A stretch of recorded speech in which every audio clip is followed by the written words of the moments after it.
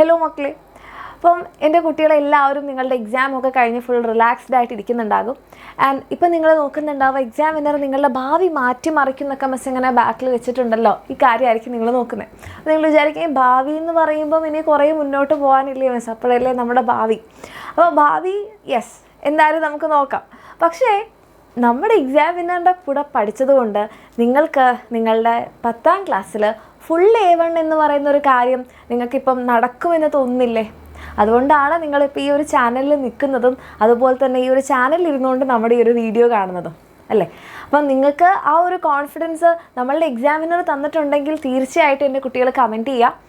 അപ്പം ആ ഒരു കാര്യത്തിൽ എന്തായാലും നമ്മളുടെ എക്സാമിനറിൻ്റെ കൂടെ ചിലപ്പോൾ പഠിച്ചിട്ടുണ്ടാവും, നിങ്ങൾ ക്ലാസ്സുകൾ കണ്ടിട്ടുണ്ടാവും. എക്സാം ടൈമിൽ ഫുൾ നിങ്ങൾ നമ്മളെല്ലാ ലൈവിലും അറ്റൻഡ് ചെയ്തിട്ടൊക്കെ നിങ്ങൾക്ക് ആ ഒരു എക്സാമിന് നമ്മൾ പഠിപ്പിച്ച അതേ ക്വസ്റ്റ്യൻസ് ഒക്കെ വന്നിട്ടുണ്ടാകും അല്ലേ. അപ്പോൾ നമ്മൾ അടിപൊളിയായിട്ട് തന്നെ പഠിച്ചു, നമ്മൾ വളരെ സൂപ്പറായിട്ട് തന്നെ എക്സാം എഴുതി.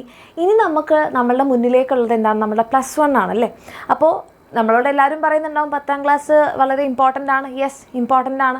ആ 10ാം ക്ലാസ് കഴിഞ്ഞാൽ പിന്നെ നമ്മൾ ഈ പറയുന്ന പോലെ നമ്മുടെ ഭാവി തീരുമാനിക്കും എന്ന് പറയുന്നത് നിങ്ങൾ എന്തെടുക്കുന്നു എന്നുള്ളതിനെ കൂടെ ഡിപ്പെൻഡ് ചെയ്യും അല്ലേ. അപ്പോൾ നിങ്ങൾക്ക് 10ാം ക്ലാസ് വരെ എല്ലാവരും ഒരേ സിലബസാണ് പഠിച്ചുകൊണ്ടിരുന്നത്.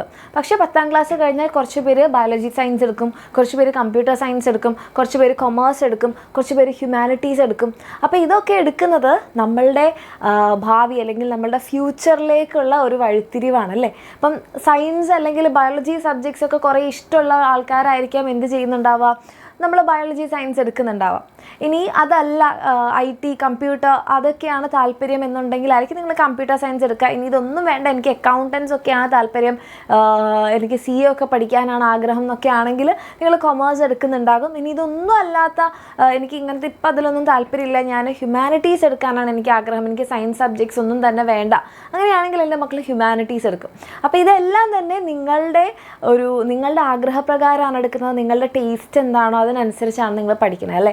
അപ്പം അതിനും നിങ്ങളുടെ കൂടെ തന്നെ ഇപ്പം നിങ്ങൾക്ക് ക്ലാസ് 10ൽ ഫുൾ A1 വാങ്ങിക്കാൻ വേണ്ടിയിട്ട് നമ്മളുടെ എക്സാമിനർ നിങ്ങളുടെ കൂടെ ഉണ്ടായതുപോലെ തന്നെ നമ്മുടെ +1ൽ എൻ്റെ മക്കളുടെ കൂടെ നമ്മളുടെ എക്സാമിനർ ഉണ്ടാകും. അപ്പോൾ അത് നിങ്ങൾക്ക് ഫുൾ സെറ്റാക്കി തരാൻ വേണ്ടിയിട്ടാണ് നമ്മളുടെ എക്സാമിനറിൻ്റെ ബാച്ച് ഉള്ളത്.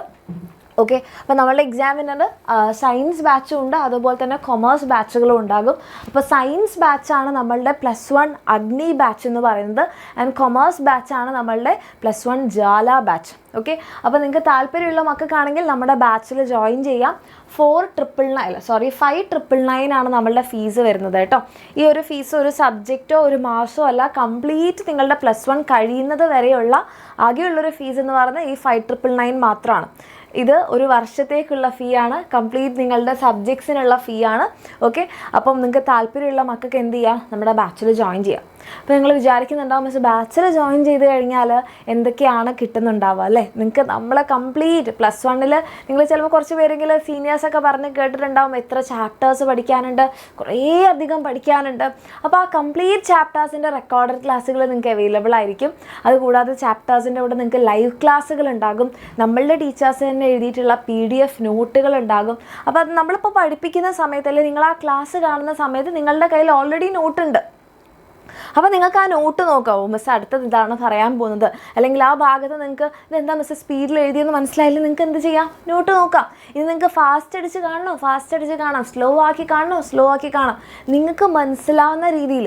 അപ്പം നമുക്ക് എല്ലാവർക്കും അറിയാം ഓരോ മക്കൾക്കും എന്താണ് അവരവരുടേതായിട്ടുള്ള പ്രത്യേകതകളുണ്ട്. ചില ആൾക്കാർ സ്പീഡിൽ പഠിക്കും, ചില ആൾക്കാർ സ്ലോയിലാണ് പഠിക്കുക, ചില ആൾക്കാർക്ക് ഒരു തവണ പറഞ്ഞാൽ മനസ്സിലാവില്ല, 2-3 തവണ പറയേണ്ടി വരും. അപ്പോൾ നിങ്ങൾക്ക് വേണ്ടിയിട്ട് നമ്മളൊരു ക്ലാസ് എടുക്കുന്ന സമയത്ത് നമ്മൾ പല ഡിഫറെൻറ്റ് ടൈപ്പിൽ, അതായത് പല എക്സാമ്പിൾസ് വെച്ച് പല തരത്തിൽ നമ്മൾ പറയും.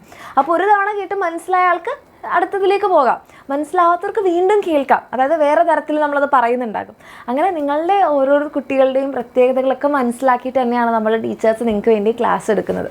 ഓക്കെ, ആൻഡ് അതൊന്നും കൂടാതെ നിങ്ങൾക്ക് ചാപ്റ്റർ വൈസ് എക്സാം ഉണ്ടാവും. ഓരോ ചാപ്റ്റർ കഴിയുന്ന സമയത്തും നിങ്ങൾക്ക് നമ്മുടെ എക്സാമിനറിൽ ഷെഡ്യൂൾ ഉണ്ടാവും, ടൈം ടേബിൾ ഉണ്ടാവും. അപ്പോൾ ആ ടൈം ടേബിളിൽ നിങ്ങൾ പറയുന്നുണ്ടാവും ഇന്ന് നിങ്ങൾ ഇത്ര ലേണിംഗ് വീഡിയോസാണ് കാണേണ്ടത്.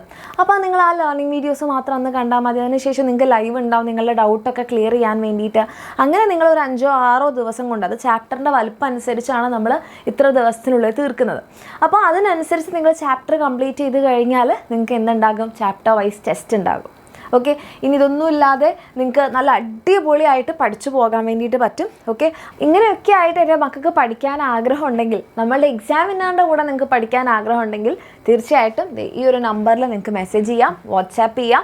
ഓക്കെ, ലിമിറ്റഡ് സീറ്റ്സ് മാത്രമേ ഉള്ളൂ മക്കളെ, അതായത് കുറച്ച് പേർക്കേ ഉള്ള സീറ്റ്സേ ഉള്ളൂ. കാരണം നമ്മൾ കുറേ കാലത്തേക്ക് അഡ്മിഷൻ ഇങ്ങനെ നീട്ടി പോയില്ല, നമ്മൾ പെട്ടെന്ന് തന്നെ നമ്മുടെ ബാച്ച് സ്റ്റാർട്ട് ചെയ്യും. അപ്പോൾ എൻ്റെ മക്കൾക്ക് താല്പര്യം ഉണ്ടെങ്കിൽ, നമ്മളുടെ എക്സാമിനാൻ്റെ കൂടെ പഠിച്ചു കഴിഞ്ഞാൽ റിസൾട്ട് ഉണ്ടാക്കാൻ പറ്റുമെന്ന് നിങ്ങൾക്കുള്ളൊരു കോൺഫിഡൻസ് ഉണ്ടെങ്കിൽ തീർച്ചയായിട്ടും ഈ നമ്പറിൽ കോൺടാക്ട് ചെയ്യാം, മെസ്സേജ് ചെയ്യാം. 5,999 ആണ് ഫീസ് എന്ന് പറയുന്നത്.